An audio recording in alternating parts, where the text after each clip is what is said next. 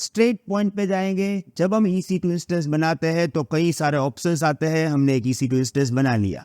अब हम देख रहे हैं स्टेप बाय स्टेप ऑप्शंस। हमने जब EC2 इंस्टेंस बनाते हैं तब जो ऑप्शन आते हैं वो देखे कौन से हैं। हमने देखा AMI के बारे में, हमने देखा इंस्टेंस टाइप के बारे में, की पेयर ऑलरेडी हमने जो प्रैक्टिकल किए हैं उसमें डिस्कस कर लिया है। यहाँ पे हमारे पास एक ऑप्शन आता है नेटवर्किंग सेटिंग, राइट। उसमें जो सबसे पहला ऑप्शन है वो है VPC। अब ये VPC है ना, वो बहुत बड़ा कॉन्सेप्ट है, उसके लिए बहुत सारे वीडियो बनाना पड़ेंगे, तो वो तब देखेंगे, पूरे सीरीज ऑफ वीडियो आएगा, राइट। पर आप नीचे जाओगे तो देखिए यहाँ पे एक ऑप्शन है सबनेट। अब सबनेट में क्या होगा, देखिए यहाँ पे ऑप्शन है नो प्रेफरेंस, एंड देन देखिए यहाँ पे है availability zone AP south 1A 1B 1C। अब अगर मैं यहाँ पे कर रहा हूं नो प्रेफरेंस, तो AWS जो भी अवेलेबिलिटी जोन उनके हिसाब से जहां पे भी रिसोर्सेज फ्री होगा वहां पे मेरा इंस्टेंस बना देगा। It can be AP south 1A 1B 1C, no problem. But अगर मैं यहाँ पे सिलेक्ट करूं, तो मैंने सिलेक्ट किया AP साउथ 1A, तो मेरा इंस्टेंस जो है वो AP साउथ 1A में ही बनेगा। अब यहां पे इसको हम कैसे सिलेक्ट करें, what are the best practices for this, इसके बारे में हमें बात करना है, राइट। तो अभी हम जाएंगे अपने व्हाइट बोर्ड पे और मैं आपको समझाता हूं इसकी स्ट्रेटजी क्या है, राइट। तो अभी तो हम मुंबई की ही बात करेंगे। तो मेरे पास एक मुंबई रीजन है, राइट। हम उसको क्या बोलते हैं, AP साउथ 1। अब इस मुंबई रीजन में हमारे पास 3 अवेलेबिलिटी जोन है,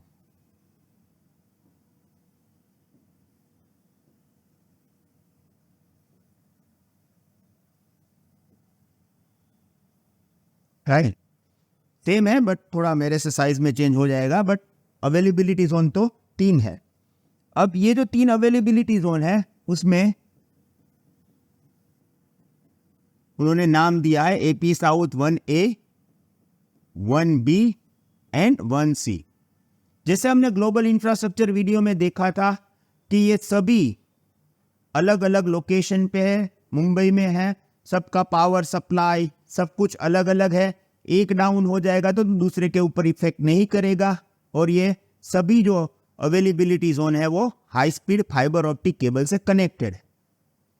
अब सबसे पहले जब आप EC2 इंस्टेंस बनाते हो तब आपको ये डिसाइड करना पड़ेगा कि आपका EC2 इंस्टेंस जो है वो मिशन क्रिटिकल है, यानी कि आपको कोई डाउन टाइम नहीं चाहिए।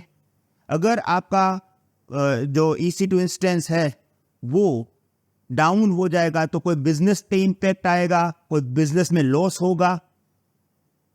आप बोलोगे नहीं भाई कुछ नहीं है, मैं तो सिर्फ नॉर्मल अपना काम के लिए बना रहा हूं, टेस्टिंग के लिए, और अगर कुछ डिलीट हो जाएगा, डाउन हो जाएगा तो नो प्रॉब्लम। तो आप क्या करोगे, आप अपना EC2 इंस्टेंस जो है वो इनमें से किसी भी अवेलेबिलिटी जोन के अंदर बना दो। कितने बनाएंगे, एक बनाएंगे किसी भी एक अवेलेबिलिटी जोन पे। अगर वो अवेलेबिलिटी जोन जो है वो चला गया यानी कि डाउन हो गया, तो आपने पहले ही बोला है कि आपकी एप्लीकेशन मिशन क्रिटिकल है ही नहीं, आप तो टेस्ट कर रहे हो। तो इन दिस केस आपको अपना EC2 इंस्टेंस जो है वो किसी भी एक अवेलेबिलिटी जोन में बनाना है। इवन अवेलेबिलिटी जोन डाउन होने का चांसेस भी 0.0001% है, तो उसमें भी कोई टेंशन है नहीं, और वैसे भी मिशन क्रिटिकल है नहीं। अब आप बोलोगे नहीं भाई ये तो मिशन क्रिटिकल है, बहुत ही काम की चीज है, अगर ये डाउन हो जाएगा तो बिजनेस लॉस हो जाएगा। तो यहां पे आपको अपना जो EC2 इंस्टेंस है वो मल्टीपल अवेलेबिलिटी जोन में होस्ट करना पड़ेगा। अब आप पूछोगे अच्छा तो एक मिशन क्रिटिकल सर्वर या EC2 इंस्टेंस का एग्जांपल दे दो, तो मैं आपको देता हूं। देखिए, कोई भी ऑन प्रीमाइसिस इंफ्रास्ट्रक्चर होता है, वहां पे क्या होता है, जैसे अगर एक कंपनी है तो उसके उस कंपनी के पास 1000 कंप्यूटर्स है, क्लाइंट मशीन है। अब वो पूरा कंट्रोल जो है वो विंडोज एक्टिव डायरेक्टरी से होता है, राइट, विंडोज एक्टिव डायरेक्टरी से होता है। तो कोई भी ऑन प्रीमाइसेस इंफ्रास्ट्रक्चर में भी एक मेन सर्वर रहता है जिसके अंदर होता है एक्टिव डायरेक्टरी, और उसको हम बोलते हैं डीसी और डोमेन कंट्रोलर, राइट, इसको हम बोलते हैं डोमेन कंट्रोलर। अब आपके कंपनी के अंदर 1000 मशीन है, ये सब कंट्रोल कहां से होगा? ये माइक्रोसॉफ्ट एक्टिव डायरेक्टरी वाले सर्वर से, डोमेन कंट्रोलर से, राइट। आपके पास कोई भी यूजर्स है, आप यहां पे बना लोगे, जैसे मैं यहां पे बनाऊंगा XYZ यूजर। अब ये XYZ यूजर 10,000 कंप्यूटर में से कहीं से भी उस कंप्यूटर में लॉगिन भी हो सकता है। अब यहां पे क्वेश्चन ये होता है कि जैसे ऐसा कुछ हुआ कि आपका ये जो सर्वर है, राइट, उसका मदरबोर्ड डाउन हो गया, तो आपका एक्टिव डायरेक्टरी सर्वर अभी बंद है। सबसे पहला प्रॉब्लम क्या आएगा मालूम है? यूजर सुबह आके लॉगिन ही नहीं कर पाएंगे, क्योंकि जो लॉगिन ऑथेंटिकेशन वाला सर्वर है वही डाउन है। अब आपके यूजर्स, आपके पास 1000 2000 यूजर है, सब आके बैठे हैं, क्योंकि सिस्टम में लॉगिन ही नहीं हो रहा है, काम ही नहीं होगा, तो कंपनी को बहुत बड़ा लॉस हो जाएगा।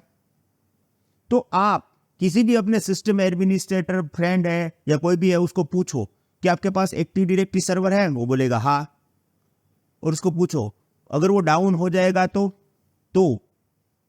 ऐसा कभी ना हो। इसलिए माइक्रोसॉफ्ट सिस्टम एडमिनिस्ट्रेटर जो है वो क्या करते हैं, दे हैव मल्टीपल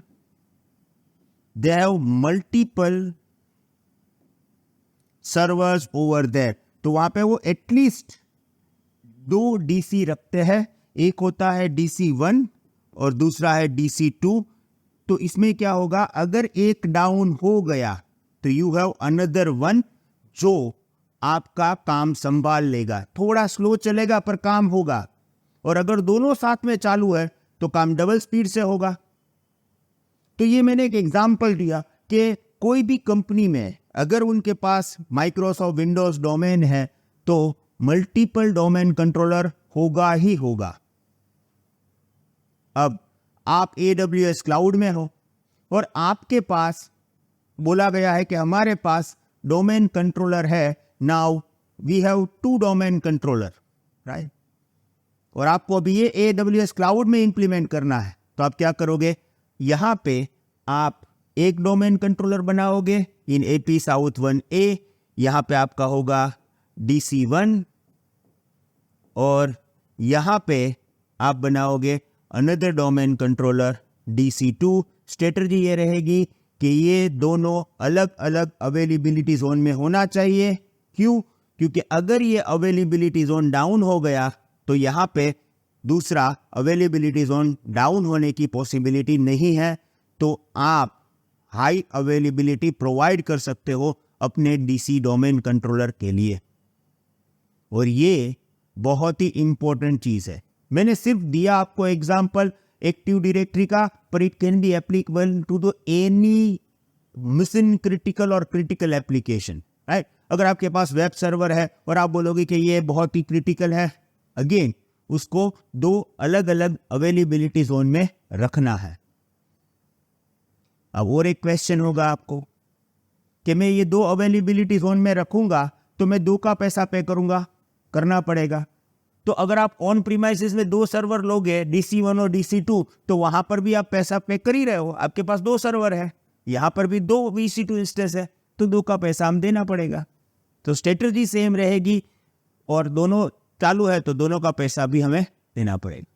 एक और क्वेश्चन आपको आ सकता है कि अगर ये दोनों अवेलेबिलिटी जोन डाउन हो गया तो मैं आपको एक काउंटर क्वेश्चन पूछ सकता हूं कि अगर ये दोनों DC डाउन हो गए तो पॉसिबिलिटीज कितनी?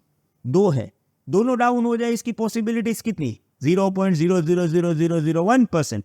सेम वे ये दोनों अवेलेबिलिटी जोन डाउन हो जाए उसकी पॉसिबिलिटीज कितनी? बहुत ही कम।